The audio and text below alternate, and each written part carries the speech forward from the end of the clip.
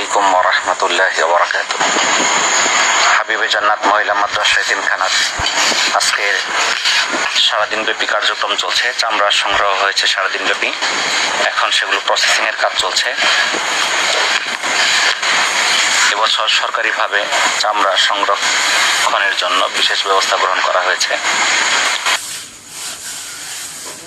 সমন্বয়ে কি করো তোমরা?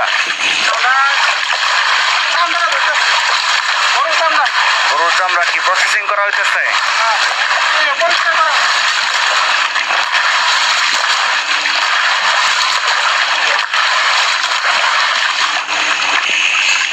আজকে ঘুমাইন লাগবো না?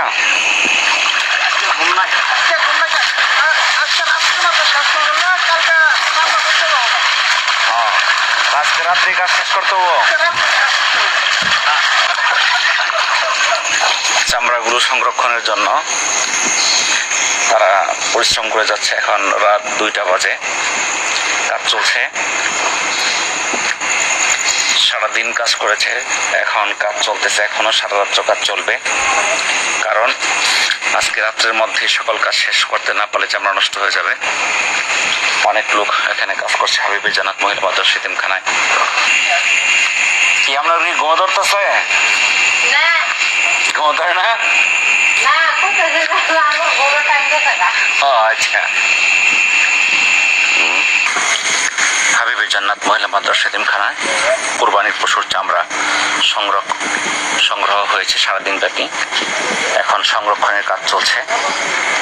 আমরা সরকারিভাবে 2.25 টন লবণ পেয়েছি, যার জন্য আমাদের এই চামড়া প্রসেসিংয়ের যে মূল খরচ সেটা আমাদের সরকারিভাবে পেয়েছি, লবণটা পেয়েছি।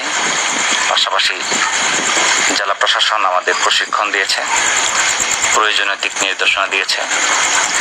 উপজেলা প্রশাসন সম্মানিত ইউনো জনাব দীপজন মিত্র, উনি বারবার খোঁজ নিচ্ছেন, পরামর্শ দিচ্ছেন, কোনো সমস্যা হলে আমাদেরকে জানাচ্ছেন, সমাধানের ব্যাপারে উনি আমাদের তদারকি করছেন। তাই আমরা এবছর প্রথমবার এই কুরবানির পশুর চামড়া প্রসেসিং কাজ করতেছি। তো অন্যরাও যারা এবছর সরকারিভাবে লবণ পেয়েছেন, অনেকেই চামড়া প্রসেসিং করতে পারছেন না। তো যদি আপনারা সাহস করে কাজ শুরু করেন, আমার মনে হয় যে এটা করা খুব একটা কঠিন কিছু না। শুধুমাত্র চামড়া থেকে গোশত এবং চর্বি ছাড়ানো কাজটা একটু কঠিন, এটা নতুন লোক যারা তারা পাবে না। তবে অন্য কাজগুলো সাধারণ লোকেরাও পারে। তো আমরা যদি চামড়াগুলো সঠিকভাবে প্রসেসিং করতে পারি, চামড়াগুলো নষ্ট হবে না। অনেক সময় চামড়া পচে যায়, নষ্ট হয়ে যায়, যেগুলো ফেলে দিতে হয়, কোনো কাজে আসে না। তো আমরা যদি সঠিকভাবে চামড়াগুলো প্রসেসিং করি, তাহলে আমাদের চামড়াগুলো সঠিকভাবে ব্যবহার করা যাবে। সেগুলো আমরা প্রক্রিয়াজাতকরণ করার মাধ্যমে দেশের বাইরে রপ্তানি করতে পারবো, অথবা দেশেই বিভিন্ন পণ্য উৎপাদনে আমরা ব্যবহার করতে পারবো। যার জন্য সঠিকভাবে চামড়া সংরক্ষণ করা অপরিহার্য।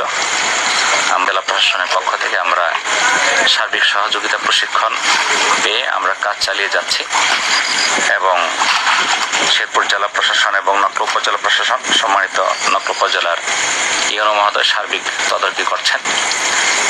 আমাদেরকে কিছুক্ষণ পরপর ফোন দিয়ে জিজ্ঞাসা করছেন কোনো সমস্যা আছে কিনা। সমস্যা থাকলে উনি ব্যবস্থা আমাদের জানিয়ে দিচ্ছেন। তো আমার মনে হয় যে সাহস করে কাজ শুরু করলে এই চামড়া প্রসেসিংয়ের কাজ খুব কঠিন কিছু না।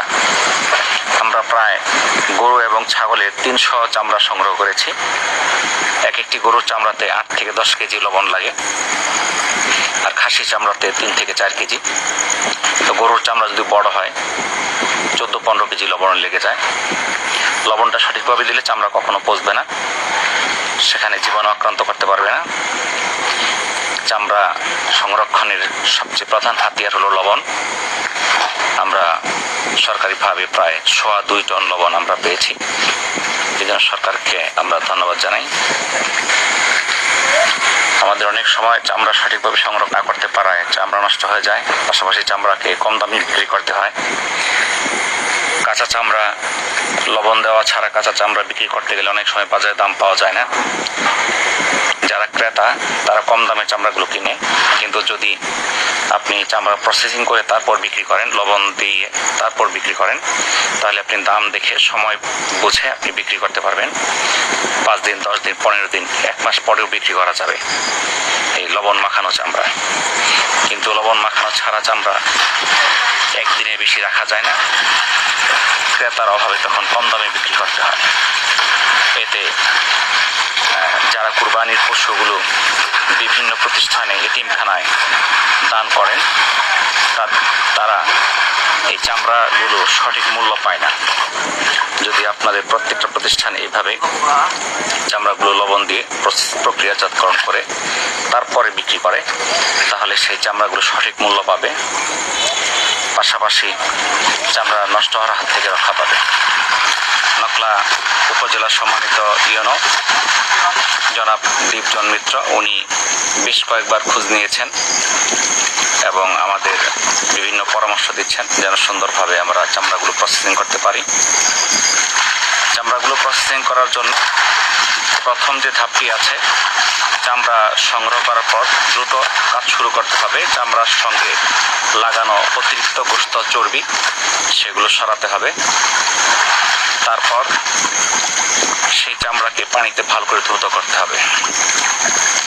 চামড়া থেকে এই চর্বি, অতিরিক্ত মাংস অপসারণ করা একটি কষ্টের কাজ, যেটি প্রশিক্ষণপ্রাপ্ত লোক ছাড়া করা প্রায় অসম্ভব। আমরা প্রশিক্ষণপ্রাপ্ত কয়েকজন লোক সংগ্রহ করেছি। চামড়া ধোয়ার কাজ এবং লবণ দেওয়ার কাজ এটা সবাই পারবে, এখানে প্রশিক্ষণ দেওয়ার বিশেষ কিছু নেই। এখানে সুন্দরভাবে পানিতে চামড়াগুলো ধৌত করতে হবে। ধৌত করার পর চামড়াগুলো থেকে পানি ঝেড়ে তারপর লবণ দেওয়ার কাজ করতে হবে। একটি গরুর চামড়াতে 8 থেকে 10 কেজি লবণ লাগে। চামড়া যদি বড় হয় 12 থেকে 15 কেজি লবণ লাগতে পারে একটি গরুর চামড়াতে। সাধারণত একটি গরুর চামড়া 8 থেকে 10 কেজি লবণ দিতে হয়। একটি খাসির চামড়া 3 থেকে 4 কেজি। লবণের পরিমাণটা 3 থেকে 4 মিলিমিটার পুরো হতে হবে। এই লবণ দেওয়ার পর থেকে চামড়াকে প্রায় 1 মাস সংরক্ষণ করা যাবে। সঠিকভাবে লবণ প্রদান করা হলে চামড়া কোনো ক্ষতিগ্রস্ত হয় না বা পচে যায় না। লবণ দেওয়া হচ্ছে।